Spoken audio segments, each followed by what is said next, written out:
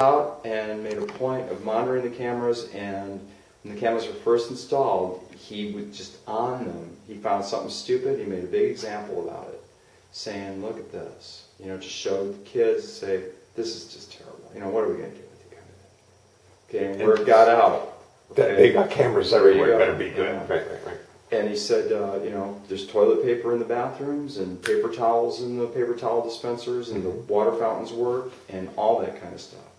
And then he said, teachers, you get out of your room and walk around. You're not just holed up in there. So kids saw big people around all the time.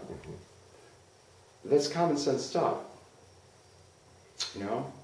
And in the classroom, just, you know, he made a point of feeding the teachers, something that simple.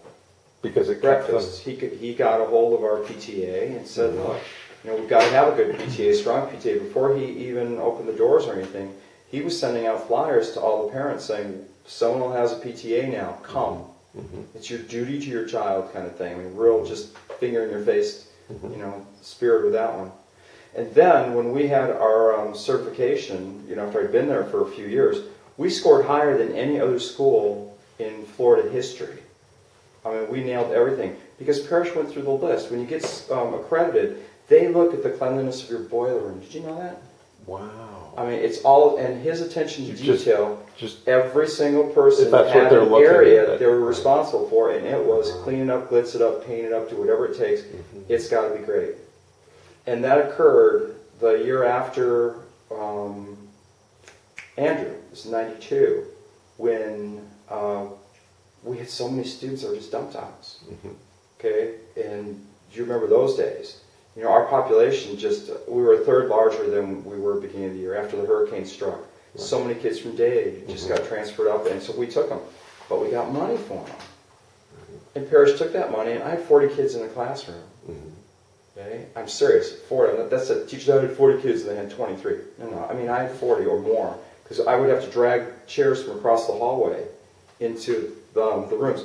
But all that extra money, and our Kiva area, our little stage area, was used for old people housing during the hurricane. Oh, wow. So they pissed on the floor and everything else. Well, hold on. FEMA came in and paid for new carpeting and painting the whole place. So we had the whole thing just redone there. Parrish took the extra money and continued the carpeting around the school. So after the hurricane, after, you know, during that summer, you know, so we went through a whole school year, made a ton of money because he didn't hire more teachers. He said, we're going to make this work. We don't have any place for more teachers. This is the space. So he turned in the ends of some hallways into classrooms. Kiva was turned into like 4 classrooms. Just, you know, wild stuff there. So, and we all taught extra hours, you know, crazy stuff like that. So everybody's making a lot of money then. And all that extra money went into books, materials, computers, all kinds of crazy. And then he was smart enough, he went looking for a program that would come into our school.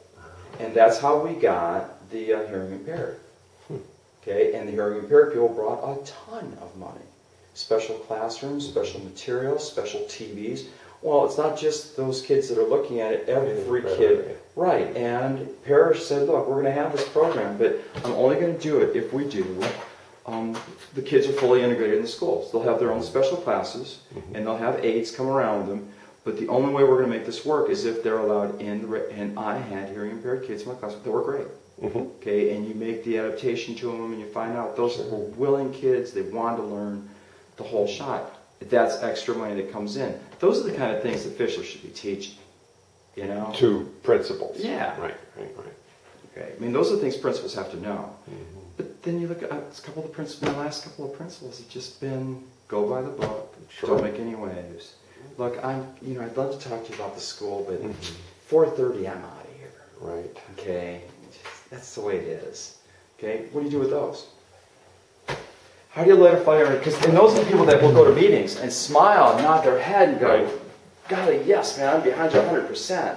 And the reality is, they're lying. They're like that black athlete that